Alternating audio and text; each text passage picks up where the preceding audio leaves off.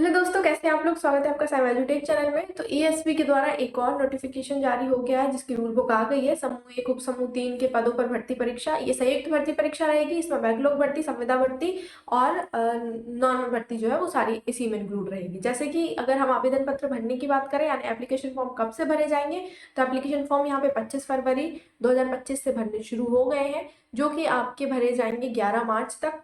ठीक है। अगर आपको संशोधन करवाना है तो संशोधन की डेट होगी यहाँ पे 16/3/2025, यानी 16/3/2025 तक आप संशोधन करवा सकते हैं।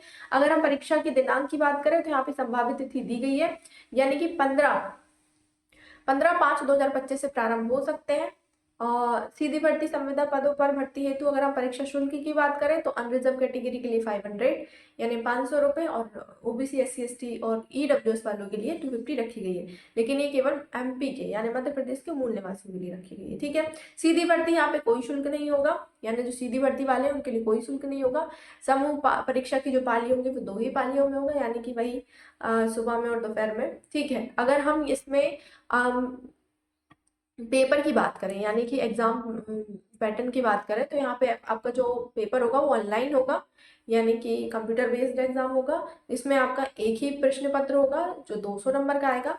इसमें आपका सामान्य ज्ञान, सामान्य हिंदी, जनरल इंग्लिश और जनरल गणित, यानी कि नॉर्मल आपका जीके, हिंदी, इंग्लिश, गणित के 100 नंबर होंगे। फिर सामान्य ज्ञान एवं अभिरुचि, सामान्य कंप्यूटर, सामान्य तार्किक यानी रीजनिंग, मैनेजमेंट, ये कंप्यूटर, इन सब चीजों के 100 मार्क्स आपके अलग से होंगे। ठीक है।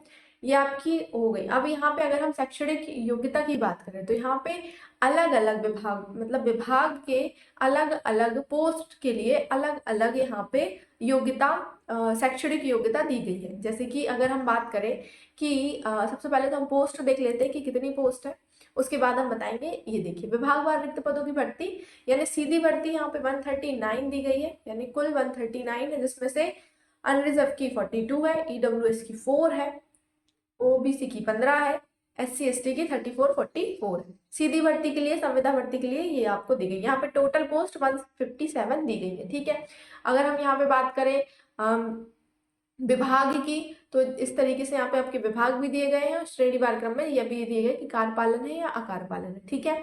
भर्ती की प्रकार भी बताए हैं, सीधी भर्ती है या बैकलॉग भर्ती है या संविदा भर्ती है। ये सारे के सारे आप आपकी पोस्ट के हिसाब से और आपके रिजर्वेशन के हिसाब से आप यहाँ पे देख सकते हैं। और इसके अलावा अगर हम यहाँ पे अलग अलग आपको आरक्षण तालिका भी दी गई है, यानी कि एक टेबल दी गई है जिसमें आपको, जैसे प्रबंधन सामान्य की कुल 2 पद है। ठीक है। इसकी अगर हम शैक्षणिक योग्यता की बात करें तो आपके न्यूनतम यानी मिनिमम आपके 60% होना चाहिए। आप MBA किए हो, MCOM किए हो या MSc किए हो। ठीक है। UGC द्वारा मान्यता प्राप्त किसी भी विश्वविद्यालय से आपका 1 वर्ष का कंप्यूटर का डिप्लोमा भी होना चाहिए। ठीक है। सेम यहाँ पे सीधी प्रबंधक की बात करें, लेखा से अंकेक्षक की, तो इसकी भी 2 है, 2 पोस्ट दी गई है। इसमें भी आपको MCOM, MBA, finance, CA, ICWA, ये सारे के सारे आपके 60% नंबर से पास होना आवश्यक है। यहाँ पे आपको जो भी, जिस भी पोस्ट के लिए आप यहाँ पे अप्लाई कर रहे हैं, आप आपकी पोस्ट के अकॉर्डिंग यहाँ पे योग्यता देख सकते हैं कि यहाँ पे जितनी भी शैक्षणिक योग्यता, सभी पोस्ट की योग्यताएं अलग अलग दी गई है। ठीक।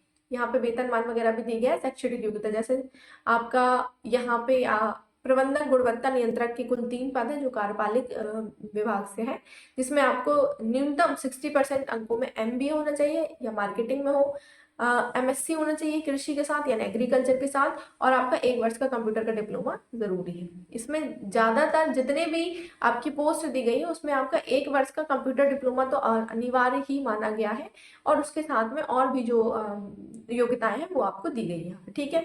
यहाँ पे सहायक लेखापाल की कुल 24 पद है, जिसमें से आपको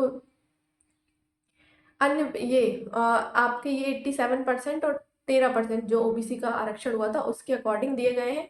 तो उसमें भी अगर हम योग्यता की बात करें तो जैसे कि ये सेकंड आता है हमारा कार्यालय संचालन कमला नेहरू चिकित्सालय।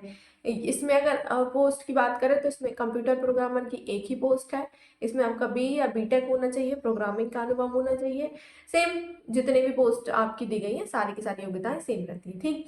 ऐसी ही जानकारी और एग्जाम में एग्जाम की डेट में भी बढ़ सकती है। बाकी और कुछ अगर आपको जानकारी चाहिए तो आप कमेंट करके पूछ सकते हैं।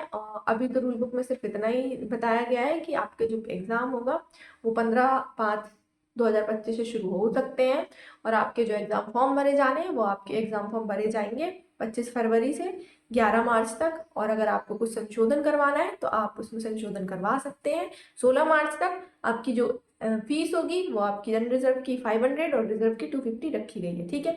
एज क्राइटेरिया की बात करें तो यहाँ पे एज आपका 18 वर्ष से 40 वर्ष दिया गया है।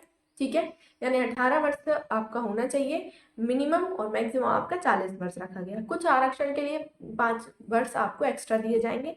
बाकी और अगर आपको कुछ भी इशू आता है इस पोस्ट से रिलेटेड या कुछ भी, तो आप मुझे इसी वीडियो के कमेंट में पूछ सकते हैं। और बाकी मिलते हैं नेक्स्ट वीडियो में, तब तक के लिए जय।